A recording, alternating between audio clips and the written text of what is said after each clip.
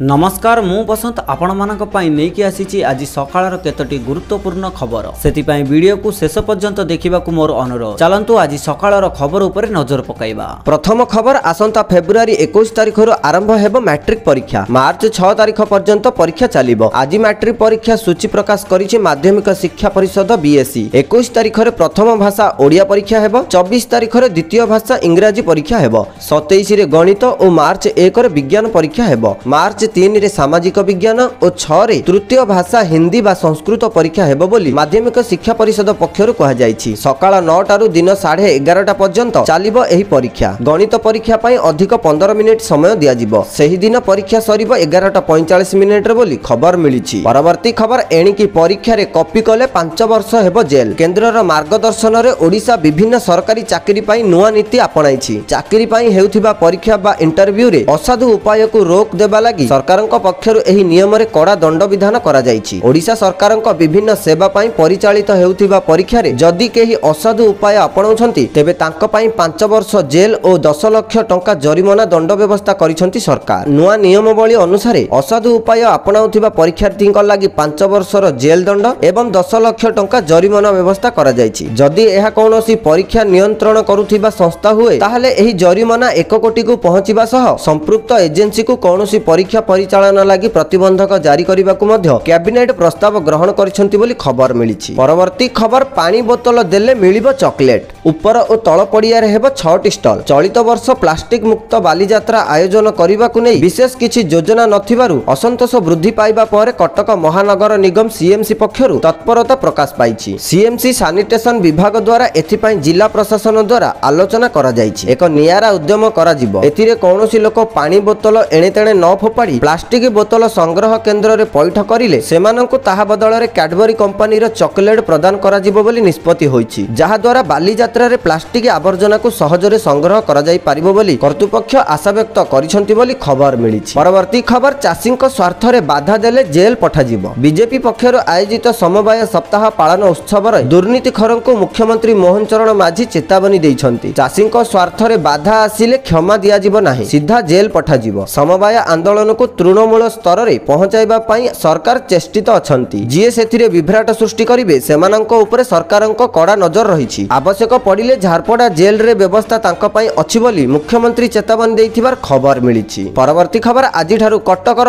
ऐतिहासिक बालीयात्रा महानदी कूलरे जोर शोर रे चलिछि प्रस्तुति। दोलीबंधा ठारु आरंभ करी मंच सजा सबुठी चलिछि जोर शोर काम। एथरर मुख्य आकर्षण रहिबो कटक इन कटक। बालीयात्रा को उद्घाटन करिवे मुख्यमंत्री मोहन चरण माझी। प्रथम थर पई उद्घाटन कार्यक्रम रे जोग देबे 15टी देशर अतिथि। एथिपई उभय तळ और ऊपर पड़िया को अनुध्यान करुछंती कटक जिलापाल डीसीपी और सीएमसी कमिशनरक सह 50 रु अधिक अधिकारी। अन्यपटे मेला को श्रृंखलित करबा सह भीड़ नियंत्रण और ट्रैफिक परिचालन उपर अधिक फोकस करिछि कमिशनरेट पुलिस। हाईकोर्टक निर्देश अनुसार कटक जिलापाल निषेधादेश लगाइछंती बोली खबर मिलिछि। परवर्ती खबर राजधानी भुवनेश्वर उपकंठरे हेबो हाईटेक सिटी नुआ रूप पाइबो सहर। ए नै प्रक्रिया आरंभ होइछि। एक उच्चस्तरीय टीम घटनास्थल परिदर्शन करने सह सिटीज प्रकल्पर समीक्षा करिसंती। एही प्रतिनिधि दल रे केंद्र नगर उन्नयन मंत्रालयर वरिष्ठ अधिकारी, विश्व बैंक एवं एशियन बैंक एक स्वतंत्र टीम विभिन्न अंचल को बुली देखिछंती। राजधानी उपकंठ को लागि 3टी राजस्व ग्राम रे हाईटेक सिटी बा नुआ सहर गठन हेबो। मळीपड़ा, दासपुर और गोठपाटना रे प्राय 821.961 एकर जमी चिन्हट करा जायछि। खूब शीघ्र जमी अधिग्रहण करा जिवो। ता पूर्वरु पाचेरी निर्माण कार्य आरंभ होइछि। मोट 7.5 किलोमीटर पाचेरी निर्माण हेबो। सेथिरु प्राय 1.6 किलोमीटर पाचेरी निर्माण कार्य करिछि बीडीए बोली खबर मिलिछि। परवर्ती खबर घोषणा हैला ओडिशा राज्य चलचित्र पुरस्कार। भंजकला मंडप रे घोषणा कले संस्कृति क्रीड़ा उच्च शिक्षा मंत्री सूर्यवंशी सूरज। 3 वर्ष पई राज्य चलचित्र पुरस्कार घोषणा करा जायछि। 2020, 21 एवं 22 पई पुरस्कार घोषणा होइछि। 20 रे रघु सरदार, 21 रे प्रतीक्षा और डालचिन, 22 रे दमन श्रेष्ठ फिल्म भाबे घोषणा होइछि। 20 रे देवाशीष पात्र और 21 रे अंकित कुमार और दीपनीत दास महापात्र को श्रेष्ठ नायक भाबे घोषणा करा जायछि। सेही भली 2022 रे बाबूसान महांती श्रेष्ठ नायक विवेचित होइथिबार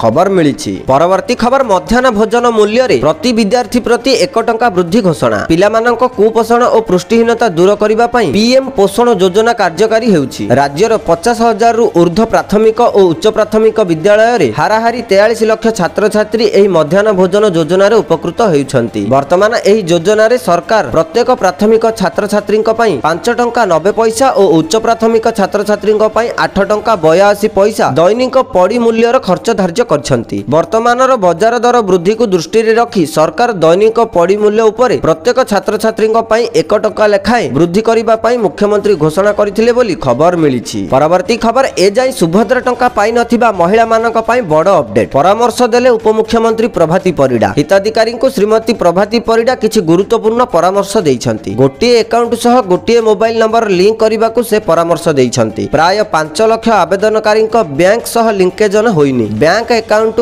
आधार कार्ड मोबाइल नंबर मध्यरे समानता नाही। जहां 2-3टी अकाउंट रहिछि सेमानकर ही एही समस्या रहुछि। बैंक जाई गोटिए अकाउंट सह गोटिए मोबाइल नंबर जोड़िबा को उपमुख्यमंत्री परामर्श देइछंती। एहार कारण हेउछि जे आधार कार्ड रे आपणकर मोबाइल नंबर लिंक अछि सेही मोबाइल नंबर ही बैंक अकाउंट रे लिंक करंतु ताहाले आपणको सुभद्रा टंका मिलिबो। एहा छडा से कहिछंती जे आसंता 24 तारीख दिन बाकी थिबा हिताधिकारी को टंका मिली जिवो। एथिरु केही वंचित हेले 24 तारीख पर टीम गां को गां जिवो। अंगनवाड़ी कर्मी माने व्यक्तिगत भावे वेरिफिकेशन करिवे बोली श्रीमती प्रभाती परिडा कहिथिबार खबर मिलिछि। परवर्ती खबर राज्य रे प्रति पंचायत रे प्रतिष्ठा हेबा आरोग्य मंदिर। एठारे जणे लेखाएं डाक्टर योग शिक्षक फार्मासिस्ट जीएनएम एनएनएम को नियुक्ति दिया जिवो। एथि पई राज्य सरकार बजेट प्रस्तुत करूछंती। सेही परि चलित वर्ष राज्य रे 5000 डाक्टर और 3000 पारामेडिकल कर्मचारी नियुक्ति करने को योजना रही बेले एही प्रक्रिया शेष पर्याय रे पहुंची। एपटे राज्य रे गोपबंधु आरोग्य स्वास्थ्य कार्ड लागू हेबो जहां सारा भारत रे 27000 हॉस्पिटल रे कार्यक्षम हेबो। बुधवार दिन दिनिकिया मयूरभंज जिला गस्तरे आसी एभली घोषणा करिसंती स्वास्थ्य मंत्री डॉक्टर मुकेश महालिंग बोली खबर मिलिछि। परवर्ती खबर माछ और कुकुड़ा चाषी पई खुशी खबर। राज्य सरकार मत्स्य और प्राणी संपद विकास उपरे गुरुत्वारोप करिसंती। मत्स्य चाष संबंधी राज्य योजना भित्तिभूमि विकास को कैबिनेट रे मोहर लागिछि। 2024-25 रु 2026-27 मध्य उक्त योजना रे 696 कोटी 21 लाख टंका खर्च हेबो। एही योजना रे 31 टी माछ बजार 58 टी माछ बंदर बा माछ अवतरण केंद्र और जेटी 142 टी माछ फार्म 266 टी सरकारी ऑफिस गृह और 122 टी अन्य भित्तिभूमि रो विकास एवं नवीकरण पई लक्ष्य रहिछि। एहा द्वारा 16 लाख मत्स्यजीवी उपकृत हेबे। सेही परि प्राणी संपद समृद्धि योजना अंतर्गत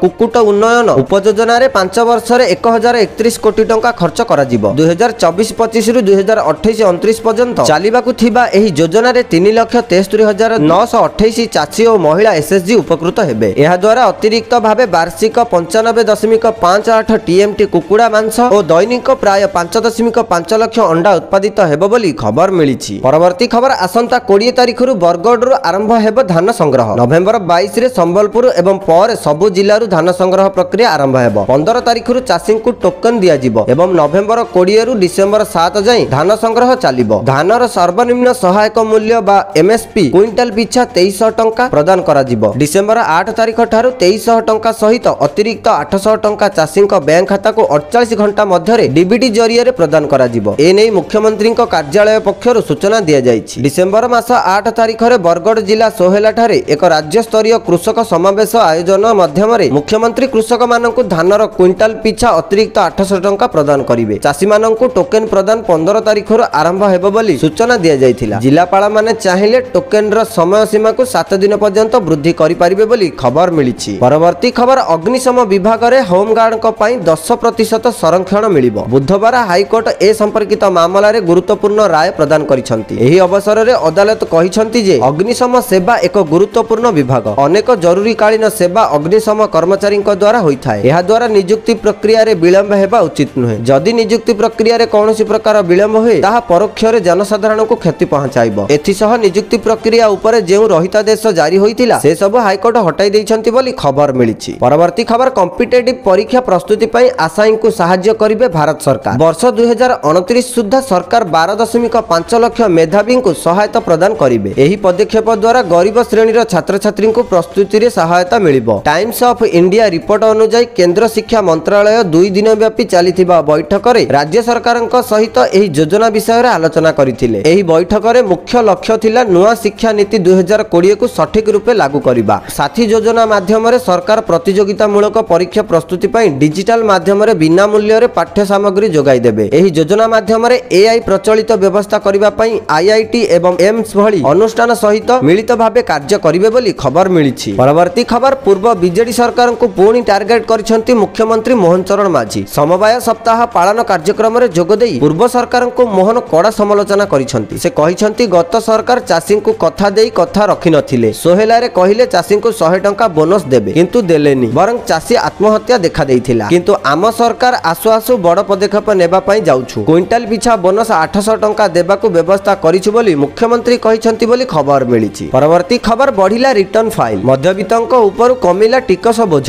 ପ୍ରଧାନମନ୍ତ୍ରୀ ମୋଦିଙ୍କ ନେତୃତ୍ୱାଧୀନ ସରକାରରେ ମଧ୍ୟବିତ୍ତଙ୍କୁ ମିଳିଛି ଆଶ୍ୱସ୍ତି। ବିଜେପି ସରକାରର 10 ବର୍ଷ କାର୍ଯ୍ୟକାଳ ମଧ୍ୟରେ ଇନକମ୍ ଟ୍ୟାକ୍ସ ରିଟର୍ଣ୍ଣ କରୁଥିବା ଟିକସଦାତାଙ୍କ ସଂଖ୍ୟା ବୃଦ୍ଧି ପାଇଥିବା ବେଳେ ମଧ୍ୟବିତ୍ତ ପରିବାର ଉପରୁ କମିଲା ଟିକସ ବୋଝ। ବାର୍ଷିକ ଆୟ 20 ଲକ୍ଷରୁ କମ୍ ଥିବା ମଧ୍ୟବିତ୍ତଙ୍କ ଉପରେ ଟିକସ ବୋଝ ହ୍ରାସ ପାଇଛି। ଏଥିସହ 50 ଲକ୍ଷରୁ ଅଧିକ ଆୟ ଥିବା ଲୋକଙ୍କ ଟିକସ ଉପରେ ଯଥେଷ୍ଟ ବୃଦ୍ଧି ଘଟିଛି। ଆୟକର ବିଭାଗ ITR ପକ୍ଷରୁ ଦିଆଯାଇଥିବା ତଥ୍ୟରେ ଏନେଇ ସୂଚନା ଦିଆଯାଇଛି। ତ ଦର୍ଶକ ବନ୍ଧୁ, ଏ ଥିଲା ଆଜି ସକାଳର କେତୋଟି ଗୁରୁତ୍ୱପୂର୍ଣ୍ଣ ଖବର। ଯଦି ଏହି ଭିଡ଼ିଓଟି ଆପଣମାନଙ୍କୁ ଭଲ ଲାଗିଛି, ଲାଇକ୍ କରିବା ସହିତ ଆମ ଚ୍ୟାନେଲକୁ ସବସ୍କ୍ରାଇବ୍ କରନ୍ତୁ। ଧନ୍ୟବାଦ।